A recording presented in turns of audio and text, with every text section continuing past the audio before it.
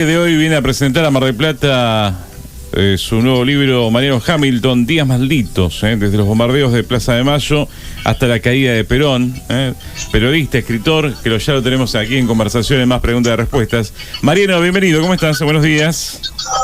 ¿Qué tal, Raúl? ¿Cómo te va? ¿Todo bien? Bien, bueno, una alegría que vengas aquí a Mar del Plata a presentar tu libro, Días Malditos. Recién hablábamos del bombardeo de Guernica y se recuerda, digamos, ese bombardeo tan terrible en lo que era la Guerra Civil Española, y nosotros tuvimos nuestro propio bombardeo, pero con un agregado terrible, ¿no? De argentinos sobre argentinos, ¿no? Así es. Así es. Esa es la diferencia sustancial que hay entre uno y otro. Que uno fue entre argentinos, que fue la propia Armada Argentina la que bombardeó la Plaza de Mayo. Tal cual, tal cual. Contanos un poco sobre cómo nace la idea de hacer Días Malditos. Bueno, a mí siempre fue un tema que me interesó. ¿Por qué era un tema tan oculto de los bombardeos? Porque en la Argentina recordamos. El otro día escuché una frase que me parece extraordinaria, que los estadounidenses tienen, cada generación tiene una guerra, y que los argentinos cada generación tiene una tragedia. Y me pareció una frase muy apropiada, y esto es lo que a mí me motivó para poder hacer el libro, porque ¿por qué nosotros teníamos esa tragedia que había sido un bombardeo en la Plaza de Mayo realizado por la propia Armada Nacional, donde habían muerto 303 personas, donde habían quedado miles y miles de heridos, y es un tema completamente oculto que si uno referencia en ese momento dice no, la quema de las iglesias? Es más recordada la quema de las iglesias que los bombardeos. Sí. ¿Por qué crees que es un tema oculto? ¿Quiénes son los que están interesados en que esté en las sombras el tema? Porque el poder está en un lugar que no es precisamente el que ostenta el peronismo. Claro. O sea, el peronismo cada vez que le tocó gobernar, si hiciéramos una analogía con una partida de ajedrez, mueve con las negras, y en cambio el poder real mueve con las blancas, ¿no? Sí, algo terrible que no tiene antecedente en los términos que veníamos contándolo, ¿no? Por eso es bueno ponerlo en primer plano. Sí, no tiene antecedentes, no hay antecedentes. Y la verdad que es algo muy conmovedor lo que ocurrió en ese momento. Bueno, después, el 16 de junio de 1955, ahora muy pronto se cumplen 70 años de ese bombardeo. Después, el 20 de septiembre comenzó la revolución y terminó con el derrocamiento de Perón. El 16 en realidad, el 16 de septiembre. El 20, y creo que cae el 24 Perón. Claro, el 16 de septiembre. Después. El 16 de septiembre y cae 4 días después. Claro, el 20. por eso, exactamente. Ese momento que se refleja seguramente en el libro, en Días Malditos, ¿cómo podemos contarlo sintéticamente? Bueno, es una crónica pormenorizada día por día, es casi una bitácora de lo que fue ocurriendo todos esos días. Yo hice un trabajo bastante pormenorizado de investigación, para tratar de ser lo más fiel posible a las cosas que sucedían, insisto, día por día. Es como una día tal, pasa tal cosa en tal lugar, pasa tal cosa en tal otro lugar, y después tiene características de novela porque hay diálogos ficcionados entre Perón, el general Lucero, su gabinete, John William Cook. Hay como un montón de diálogos ficcionados entre Rojas, Aramburu, Lonardi. Tiene una mezcla entre ficción y documentación bastante fidedigna. Sí, además, todos estos Días Malditos es la profundización de la búsqueda de que Perón deje el poder, que se vaya, ¿no? Sí. Y además fue un tiempo muy rico. Fueron casi 102 días desde los bombardeos hasta la caída de Perón, donde fue un periodo muy rico en donde Perón fue fluctuando entre diferentes estados de ánimos. Esos estados de ánimos era la perplejidad primero frente a los bombardeos, después del pedido de pacificación a las fuerzas opositoras con una apertura que se hace de las diferentes radios para que los opositores puedan dar su parecer, la negativa de esos opositores a aceptar la propuesta del gobierno, el enojo de Perón con esa negativa y el famoso discurso de 5 por 1 por cada uno de los nuestros, que eran 5 de los de ellos. Y después el derrocamiento, ¿no? Digo, los combates, porque hubo muchos combates en esos 4 días en todo el país, en donde después termina con la caída de Perón. que Perón toma la decisión de irse del gobierno porque recibe la amenaza de que van a bombardear la refinería de Ensenada y que también es muy probable que bombardeen la ciudad de Buenos Aires. Después de ese 5x1 que haces en referencia, ¿Perón va bajando los niveles de su discurso o los mantiene? No, Perón después de los bombardeos baja. Baja su nivel de confrontación, y es ahí donde él propone a la oposición un momento de pacificación nacional, decide terminar con el estado de guerra interna, que eso era lo que hasta ese momento no había estado de sitio, pero había estado de guerra interna, lo que le permitía al gobierno tomar algunas medidas restrictivas sobre las libertades individuales. Decide terminar con el estado de guerra interna, decide proponerle a la oposición un proyecto de país, discutir en una mesa de diálogo hacia dónde ir, lo que ya tantas veces hemos escuchado, ¿no? Claro. En la mesa de diálogo y toda la historia esa, que siempre a partir de las diferencias que existen en la Argentina es imposible de concretar y de llevar adelante. Tal cual, estaba pensando, ha fracasado tanto la posibilidad del diálogo que uno cree que en la Argentina por lo menos es casi imposible, ¿no? No, bueno, ni hablar de lo que pasa ahora, ¿no? Claro. El diálogo es algo que no está en la agenda del gobierno. Claro, sí. Es porque es parte de la misma historia, ¿o no? Digamos, todo lo que venimos viendo hoy tiene que ver con este pasado que hace referencia en el libro.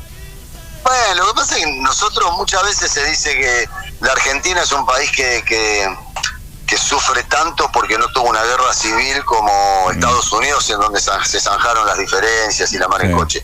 Y es falso, la Argentina tuvo decenas de guerras civiles, tuvo enfrentamientos entre la Confederación y la provincia de Buenos Aires, hubo la batalla de Pavón, la batalla de Cepeda, hay decenas y decenas de batallas entre argentinos disputando el poder. No fueron una guerra civil de la magnitud que fue la de los Estados Unidos, pero sí hubo enfrentamientos, y esos enfrentamientos se mantienen hasta la actualidad. O sea, en aquel momento era Urquiza versus Mitre y Sarmiento, y ahora tenemos el peronismo contra el resto del mundo, ¿no? Yeah. ¿Peronismo, antiperonismo es? Claro, por eso dije el peronismo contra el resto del mundo, claro. Porque es una fuerza variopinta integrada por radicales, gente del PRO, ahora liberales, ahora anarcocapitalistas, en algún momento socialistas, comunistas. O sea, siempre ha habido el peronismo contra el resto del mundo. Claro. Es un poco la síntesis de esto, es lo que ocurrió en las elecciones del 46, cuando era el peronismo o el laborismo en ese momento contra la Unión Democrática, que estaba integrada por todas estas fuerzas que te digo, los radicales, los liberales, los conservadores, los comunistas, los socialistas, todos formaban parte de la Unión Democrática. ¿Y por qué antiperonismo? ¿Por qué crees que hay sectores amplios que plantean este antiperonismo? ¿Por qué? ¿Cuál es el hecho maldito que planteó el peronismo? Tengo algunas hipótesis, pero la verdad no tengo las respuestas. Tengo algunas hipótesis en donde el peronismo es un movimiento, es una hipótesis, insisto, no es una respuesta certera. Sí. Mi hipótesis es que el peronismo es un movimiento que lo que hace es compartir y dividir y redistribuir la riqueza. Entonces, para muchas clases sociales es muy difícil comprender ese concepto. Entienden mucho el concepto de la expropiación, es decir, yo te voy a sacar a vos porque me lo voy a quedar y se lo voy a dar a otro. Eso es algo, y eso se combate muy frontalmente, pero no se entiende el concepto de redistribución de la riqueza. Es algo o ascenso social, hay un montón de cosas que están vinculadas al peronismo que son muchas veces inentendibles. Mi amigo Pedro Saborido dice habitualmente que si Evita viviera pondría hoteles sindicales en Punta del Este hoy. Y es un poco eso. O sea, es cómo incomoda el peronismo a ciertas clases sociales, especialmente a las clases medias, que creen que solamente ellos pueden disfrutar de determinados privilegios, y que cuando los negros acceden a esos privilegios, los negros, los patas sucias acceden a esos privilegios, entonces eso es algo que no corresponde y que no debe ser. Hay una frase que dice el capitán Rial en el libro, yo lo reflejo en el libro, pero bueno, está dicha frente a los sindicatos una vez que se produce el golpe de Estado, y dice: la revolución libertadora se hizo en la Argentina para que el que nace hijo de barrendero muera hijo de barrendero. Ese es un poco el concepto, ¿no? Y creo que viene por ahí. El que nace hijo de barrendero tiene que morir hijo de barrendero, y dejarnos de pensar que puede haber la posibilidad de que haya un ascenso social. Tal cual. Justamente te preguntaba sobre el antiperonismo porque lo relacionaba a esto, ¿no? El peronismo con el ascenso social. Y digo, ¿tantos sectores están en contra del ascenso social en la Argentina? Sí. Hay como hay algo que no... Claro. En el ADN argentino que evidentemente funciona mal. ¿Qué va a hacer? Es así. Además, mucha gente de clase media que se ha favorecido con las políticas del peronismo, ¿no? Que han posibilitado que lleguen a ser clase media, ¿no? Es como que la clase media se olvida de su origen. Es que es un poco eso. Bueno, Perón cuando lo derrocan, él después da un par de entrevistas en Panamá y habla de eso también. Está muy enojado con ciertos sectores de la sociedad porque dice, o sea, lo saqué de la pobreza, lo saqué de la miseria y ahora me dan la espalda. O sea, hay un poco de enojo y eso es algo también que se repite a lo largo de la historia. Una vez que determinados sectores sacan la cabeza y se acomodan de alguna manera, empiezan esto del asunto de la autopercepción, ¿no? Claro. Yo me autopercibo de clase media alta cuando en realidad lo que hago es, y dependo de mi propio esfuerzo, cuando en realidad esto depende mucho más de un contexto global que de un contexto individual. Esto es el individualismo versus el colectivismo también, que es lo que tanto critica el presidente Milei ahora. Tal cual. Es difícil entender el antiperonismo, pero también es difícil entender el peronismo, ¿no? Bueno, es que no existiría el peronismo si no hubiera antiperonismo. O sea, el peronismo es exactamente el motor que genera los gorilas. Los gorilas nacen porque existe el peronismo. Si no estuviera el peronismo, no habría gorilas. Claro. ¿Cómo ves hoy el peronismo? Bueno, qué sé yo, el peronismo está en un momento de reestructuración, tratando de entender qué es lo que está ocurriendo en la sociedad, tratando de interpelar un montón de situaciones. El peronismo siempre ha tratado de estar a tono con la sociedad y las veces que no consiguió hacerlo fueron las veces que perdió las elecciones. Recordemos que cuando fue el regreso de la democracia en el 86, el peronismo defendía unos valores que no eran los valores que tenía la gente o la sociedad. La sociedad pedía castigo a los culpables de la represión, la sociedad pedía una democracia estable, y el que mejor interpretó eso fue Alfonsín, y por eso ganó las elecciones. Y el peronismo tardó 3-4 años en poder acomodar su discurso y tratar de entenderse a sí mismo, y ahí surgen figuras como Cafiero, como Menem, que es un poco la renovación. Yo creo que el peronismo ahora está en una situación bastante parecida a aquella del 83, tratando de encontrar figuras que renueven el discurso y básicamente tratar de entender qué es lo que le pasa a la sociedad. Volviendo un poco a esta idea de que la historia en Argentina es cíclica, ¿crees, por más que no lo terminen haciendo, hay gente que hoy podría querer bombardear la Plaza de Mayo si hay un gobierno peronista? No creo que se pueda llegar a ese nivel de salvajada.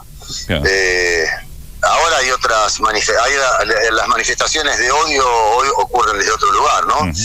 No creo que esa salvajada sea posible. Hoy sí creo que Milei con su mesianismo es capaz de hacerle un daño grande a la democracia, un daño grande. Yo no sé si Milei estaría dispuesto a aceptar una derrota o un montón de cuestiones. Yo creo que podríamos ir en camino de lo que ocurrió en Estados Unidos cuando fue la derrota de Trump, o lo que ocurrió en Brasil cuando fue la derrota de Bolsonaro. Esto de grupos de rotos que salen a la calle a tratar de romper todo, ¿no? Tal cual. Estamos hablando con Mariano Hamilton, que se va a presentar hoy con su libro,